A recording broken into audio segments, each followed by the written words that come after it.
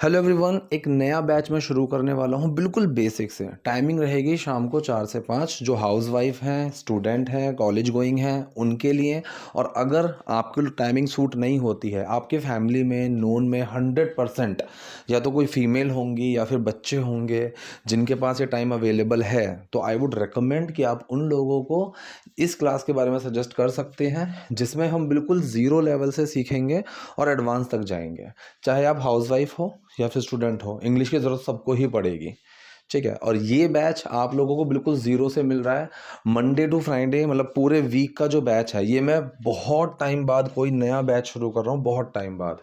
और फिर नया बैच कब शुरू होगा मुझे नहीं पता, क्योंकि अभी मेरे पास ये टाइमिंग अवेलेबल है। तो मैं आप लोगों को सजेस्ट कर रहा हूँ कि आप लोग इस क्लास को ज्वाइन कर सकते हैं बिना किसी टेंशन के, जिसमें सारी ग्रामर भी कवर होगी, सारे रूल्स कवर होंगे और हम धीरे धीरे स्पोकन की तरफ भी जाएंगे। ठीक है, तो अगर आपको इसके रिगार्डिंग कोई भी डाउट, कोई भी क्वेरी है, ऊपर नंबर दिया हुआ है, उस पर आप मुझे व्हाट्सएप पर मैसेज कर सकते हैं। तो चलिए आज की क्लास से हम शुरू करते हैं। देखिए, पहला सेंटेंस है, अरे प्रिया, राघव को क्या हो गया है, वो आजकल थोड़ा उदास लग रहा है। ठीक है, हेलो प्रिया मतलब हाय प्रिया, राघव को क्या हो गया है। So what's wrong with Raghav, ये भी बोल सकते हो, या फिर इसको हम इंग्लिश में ऐसे भी कह सकते हैं, व्हाट्सअप विद राघव, व्हाट्सअप। ठीक है, तो व्हाट्सअप का मतलब ये भी होता है कि अरे क्या हुआ, सब कुछ ठीक, इस तरीके से what's up, is everything all right, ऐसे। So what's up with Raghav, Raghav को क्या हो गया है, वो आजकल थोड़ा उदास लग रहा है। अब वो लग कैसे रहा है, वो चीज़ ऑब्जर्व करके लग रही है। आप उसको ऑब्जर्व कर रहे हो, देख रहे हो, और उसके बाद वो चीज़ लग रही है। ऐसे सेंसेस में हम सीम का यूज़ करते हैं, ही सीम्स। अब यहाँ पर सीम के अंदर डज छुपा हुआ है, यहाँ डज लगा हुआ है, ही सीम्स अ लिटिल ऑफ। ठीक है, ऑफ का मतलब क्या है यहाँ पर, थोड़ा अजीब, थोड़ा उदास। तो ये दोनों सेंस में यूज़ हो सकता है कि जैसे हम बोलते हैं ना कि आज मेरा मूड ऑफ है। ठीक है, तो मतलब मेरा मूड उदास है आज। तो ऑफ का जो यूज होता है वो ऐसे भी हम करते हैं कि समथिंग इज ऑफ हियर, कि यार कुछ तो गड़बड़ है यहाँ पर। और यू सीम ऑफ टुडे, तुम आज बहुत उदास लग रहे हो, क्या हो गया। तो ऑफ का यूज हम इस तरीके से भी करते हैं। So he seems a off, sorry, he seems a little off lately. यहाँ पर लेटली का मतलब होता है इन दिनों, आजकल। ठीक है, तो सेंटेंस पूरा क्या बना, hey Priya, what's up with Raghav, क्या हुआ राघव को, he seems a little off lately, इन दिनों वो बहुत उदास लग रहा है, उन्होंने कई दिनों से मुंह फुला रखा है। ठीक है, अब इस सेंटेंस को हमने लिया एक्शन के सेंस में। ठीक है, उन्होंने मुंह फुला रखा है, वो मुंह फुला रहे हैं काफ़ी दिनों से। ठीक है, कई दिनों से वो मुंह फुला रहे हैं। अब यहाँ पर सेंटेंस कौन सा बना, present perfect continuous. Helping verb क्या लगेगी, हैज़ बीन, साथ में आईएनजी लगाएंगे और सिंस फॉर का इस्तेमाल करेंगे। बिल्कुल सिंपल सी फॉर्मेशन है, सिंपल सेंटेंस है। तो सब्जेक्ट आएगा, हेल्पिंग वर्ब आएगा, एक्शन आएगा। सब्जेक्ट कौन है, जो काम करता है, उन्होंने फुला रखा है ना, तो सब्जेक्ट हुआ ही। हेल्पिंग वर्ब ही के साथ लगाएंगे, ही हैज बीन। ठीक, एक्शन क्या है, मुंह फुलाना, मुंह फुलाने को हम क्या बोलेंगे, सल्क। ठीक, और ये एक्शन बना, ही हैज बीन सल्किंग। तो सल्क, टू सल्क मतलब होता है मुंह फुला लेना। ठीक है, नाराज हो जाना। So he has been sulking for days. अब यहाँ पर फॉर डेज का मतलब है कई दिनों से। तो सेंटेंस बना, उन्होंने कई दिनों से मुंह फुला रखा है। जैसे हम ये कहते हैं ना, भाई सुबह से मुंह फुलाकर बैठी है वो। So she has been sulking since morning today. ठीक है, कितना प्यारा सेंटेंस है, और डेली आप इसको अपनी नॉर्मल स्पोकन में आराम से यूज कर सकते हो। So he has been sulking for days, उन्होंने कई दिनों से मुंह फुला रखा है। प्रमोशन ना मिलने से वो बहुत किल से हुए हैं। ये भी कितना इंपॉर्टेंट है और कितना एक नॉर्मल सा सेंटेंस है। ठीक है, वो किल सा बैठा है। ठीक है, वो खुंदक खाया हुआ बैठा है, वो पिनका हुआ बैठा है। अलग अलग तरीके से सेंटेंसेस को बोलते हैं। तो कोई खुंदक खाया हुआ, किलसा हुआ बैठा है, गुस्से में बैठा है किसी चीज़ की वजह से। जैसे मैंने कहा कि हम उसको पार्क नहीं ले गए ना, इसलिए वो गुस्सा होकर बैठा है। ठीक है, तो ये जो कंडीशन होती है कि कोई बंदा, एक तो मुंह फुलाना एक्शन हो गया, सल्किंग। ठीक है, और अगर मैं कहूँ कि उसने उस कंडीशन में है कि भाई वो बंदा बहुत गुस्से में तिल मिलाया हुआ है, तो उसको हम बोलते हैं डिसग्रंटल्ड। ठीक है, डिसग्रंटल्ड।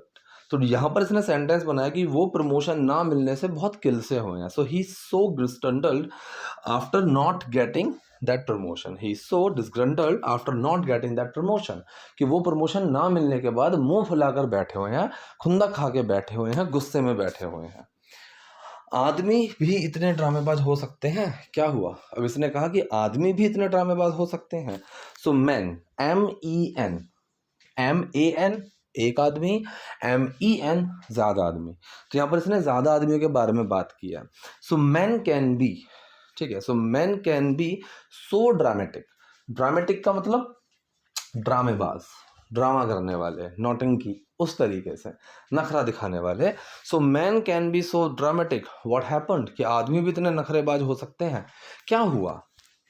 अब यहाँ पर कैन बी जो लिखा हुआ है ये स्टेट ऑफ बीइंग को दिखाता है, ठीक है, कंडीशन को दिखाता है। एक कॉमन गलती लोग करते हैं, can able to, I can not able to, ऐसे नहीं बोलना है।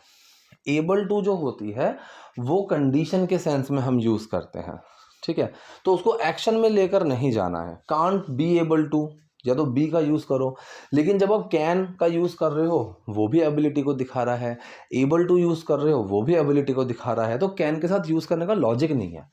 जैसे I can't do this if I am not able to do this, ऐसे सेंटेंस को यूज़ किया करो। So man can be so dramatic. वो बस सब चीज़ों पर शिकायत करता रहता है, ठीक है, सब चीज़ों पर शिकायत करने वाला, हर चीज़ पर, यार इसमें ये कमी है, ये तो ऐसा है, ये तो वैसा है। इस चीज़ को हम क्या बोलते हैं? इस चीज़ को बोलते हैं टू क्रिब। क्रिब करना, क्या तुम हर चीज़ में ना क्रिब करते रहते हो? क्रिब करते रहते हो मतलब हर चीज़ में कमियां से निकालते रहते हो, किसी चीज़ से तुम खुश ही नहीं होते, ठीक है। तो कोई जो हर चीज़ में कमियां सी निकालता रहता है, हर चीज़ पर थोड़ा सा अपसेट होता रहता है, कोई चीज़ से वो खुश ही नहीं होता, तो वो चीज़ करना क्रिब करना बोलते हैं, ठीक है। सो ही जस्ट कीप स्क्रबिंग। अब यहाँ पर कीप के अंदर डस छुपा हुआ है। सेंटेंस सिंपल है, कौन सा? ये प्रेजेंट इंडेफिनिट है। सब्जेक्ट हेल्पिंग वर्ब एक्शन, यही फॉर्मेशन लगी है। सब्जेक्ट आया ही, हेल्पिंग वर्ब क्या लगा है यहाँ? डज, और डज छुपा है कीप के अंदर। कीप प्लस ING, कोई काम करते रहना। सो ही जस्ट कीप स्क्रबिंग, ठीक है। ये चीज़ मैं कई बार बता चुका हूँ, जस्ट, समटाइम, नेवर, ये जो टर्म्स हैं आप इनको एक्शन से पहले लगा दिया करो। और यहाँ पर एक्शन क्या है? Keep plus ING, action keep है यहाँ पर, तो कीप से पहले लगा। ही जस्ट कीप स्क्रिबिंग अबाउट एवरीथिंग, हर चीज़ के बारे में ना वो बस कमियां ही निकालता रहता है। तो क्रिब करना इसको बोलते हैं कि वाई आर यू क्रिबिंग, यार तुम क्यों कमियां निकालते हो। जैसे, या फिर मैंने कहा कि when I used to stay at home I used to crib, या फिर आई वुड क्रिब अलॉट, कि जब मैं घर पर रहता था ना तो मैं हर चीज़ में बहुत कमियां से निकालता रहता था, हर खाने की चीज़ों में नुक्स निकालना। So this is called to crib. यहाँ तक कि छोटी छोटी बात भी उसे परेशान कर देती है, ठीक है। यहाँ तक कि even even the smallest things set him of. Set someone of, इसका मतलब होता है परेशान कर देना, ठीक है, दिमाग खराब कर देना। जैसे हम बोलते हैं ना, सेट समवन ऑन फायर, कि भाई किसी को गुस्से में इतना गुस्सा दिला दे कि उसकी आग ही लग गई, उस तरीके से। तो जैसे मैंने कहा कि डोंट सेट हिम ऑफ, ठीक, कि उसको परेशान मत करो। टू डिस्टर्ब समवन, वही का एक फ्रेजल वर्ब है, टू सेट समवन ऑफ, मतलब किसी को परेशान कर देना, मूड खराब कर देना, उस तरीके में हम लगा देते हैं। So even the smallest thing set him of. अब यहाँ पर ऑफ का मतलब वही सेंस जा रहा है, उदास होना, मूड खराब हो जाना, तो उसको वो मूड खराब कर देता है, उसका दिमाग खराब कर देता है, उसको अपसेट कर देता है।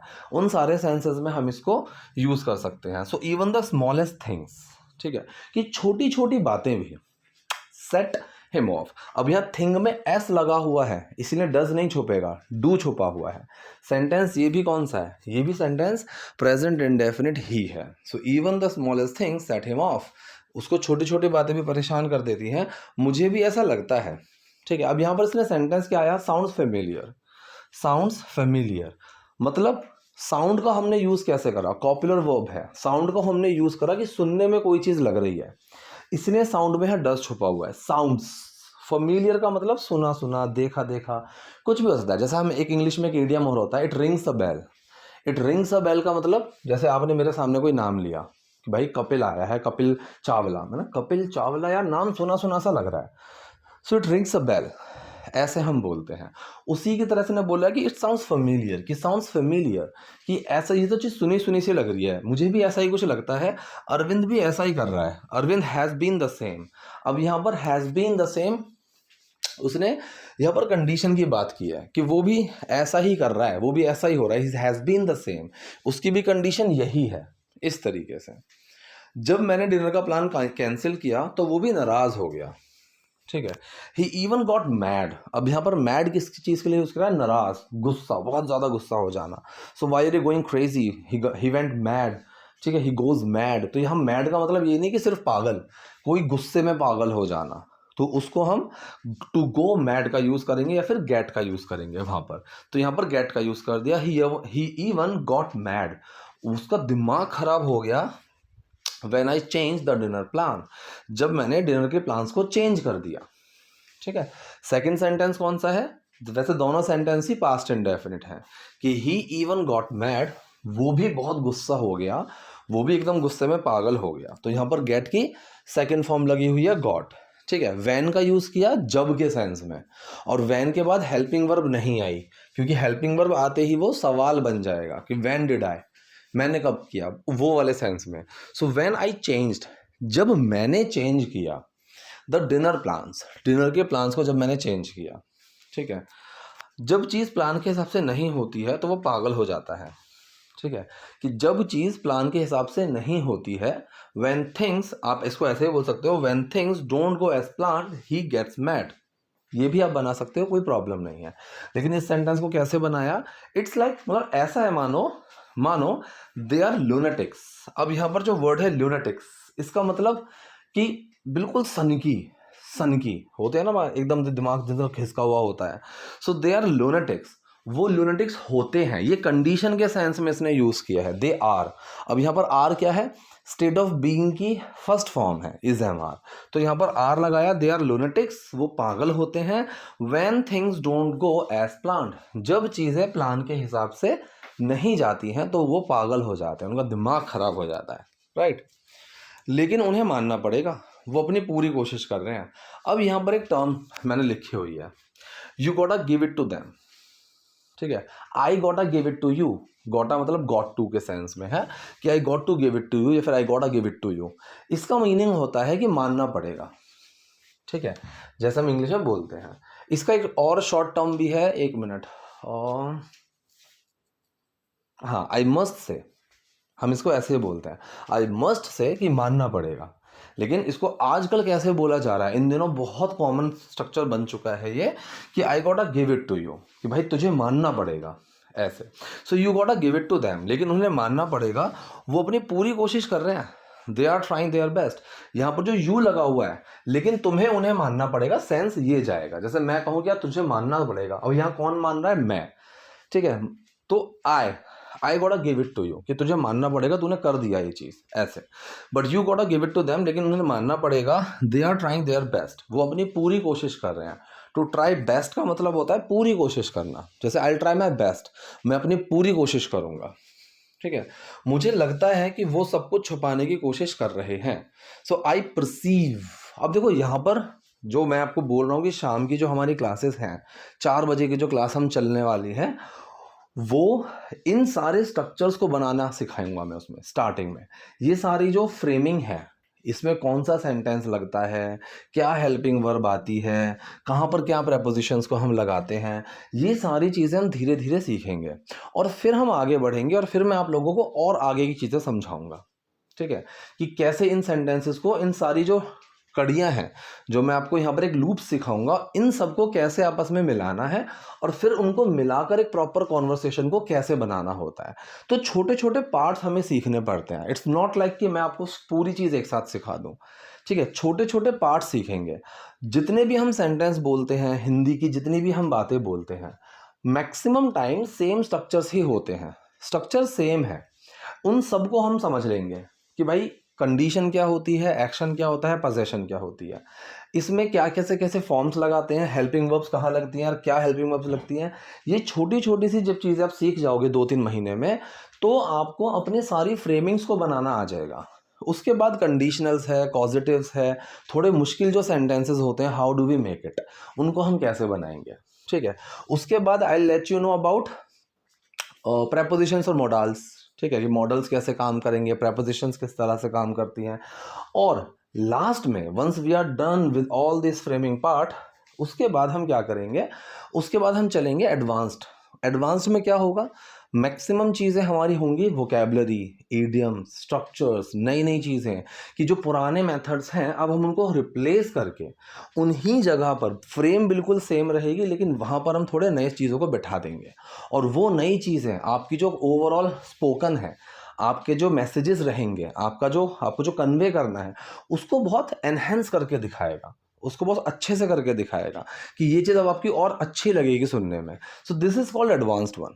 ठीक है, मैक्सिमम टाइम ये चीज़ होती है कि we know the meaning of sentences, we know कि what the person is trying to say, लेकिन when it comes to speak, लेकिन जब बात बोलने की आती है तो we get stuck, we fumble, we falter a lot, तब हम बहुत गलतियां करते हैं। It's because we have a very limited amount of vocabulary, तो हमारे पास बहुत लिमिटेड अमाउंट ऑफ वोकेबलरी रहती है और उसी को हम यूज़ करते रहते हैं। But the people on the other hand, जो लोग हैं, उनकी वोकेबलरी काफ़ी स्ट्रांग है, they know multiple words to say same sentence, they have multiple ways to convey their message, they know how to communicate, they know how to convey their message. ठीक है, तो ये चीज़ बहुत ज़रूरी है। तो मुझे लगता है कि वो सब कुछ छिपाने की कोशिश कर रहे हैं। अब यहाँ पर मुझे लगता है, आई सी, आई फील, आई थिंक, कुछ भी आप यूज़ कर सकते हो, लेकिन यहाँ पर मैंने एक वर्ड यूज़ करा। ठीक है, आई परसीव। अब ये परसीव वर्ड का मतलब क्या है? परसीव का मतलब होता है कि आपका पॉइंट ऑफ व्यू, कि मेरे दृष्टिकोण से। ठीक है, जैसे मैं कहूँ कि दुनिया आपको इस रूप में देखती है, इस तरीके से देखती है, so the word perceives you. ठीक है, तो आपकी ओपिनियन क्या है किसी चीज़ को लेकर, वहाँ पर हम इस वर्ड को यूज़ करते हैं। अगर नहीं पता है तो आप नॉर्मल बोल सकते हो, कोई प्रॉब्लम नहीं है, कि आई थिंक, मुझे लगता है। ठीक है, so I perceive that they are trying to hide everything, कि भाई मेरी दृष्टिकोण है, ठीक है, मेरी गणित के हिसाब से देखा जाए, जो मुझे लगता है कि वो हमसे कुछ छुपाने की कोशिश कर रहे हैं।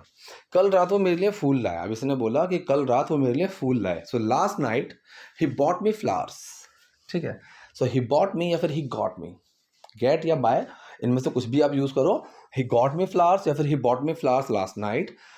मेरा दिल हमेशा इस पर आ जाता है, मतलब अब इसने एक सेंटेंस यहाँ पर ऐड किया, I always fall for it. ठीक है, टू फॉल फॉर समथिंग का मतलब होता है कि किसी चीज़ पर दिल आ जाना। जैसे मैंने कहा आई फेल फॉर दैट गर्ल, तो यहाँ पर मेरा दिल उस लड़की पे आ गया। टू फेल फॉर समथिंग का मतलब किसी चीज़ पर दिल आ जाना। सो मेरा दिल हमेशा इस पर आ जाता है, I always fall for it. ठीक है, जैसे मैंने कहा कि भाई इस चीज़ के चक्कर में मत पड़ो, डोंट फॉल फॉर इट। ठीक, आप ऐसे भी यूज़ कर सकते हो। तो ये थे आज के सेंटेंसेस, आज की वीडियो। आई होप आपके लिए वीडियो यूजफुल रही होगी। कोई डाउट, कोई क्वेरी है, so do let me in the comment section. Video पसंद है लाइक कीजिए, नए हैं लाइक सब्सक्राइब दोनों कीजिए। Thank you.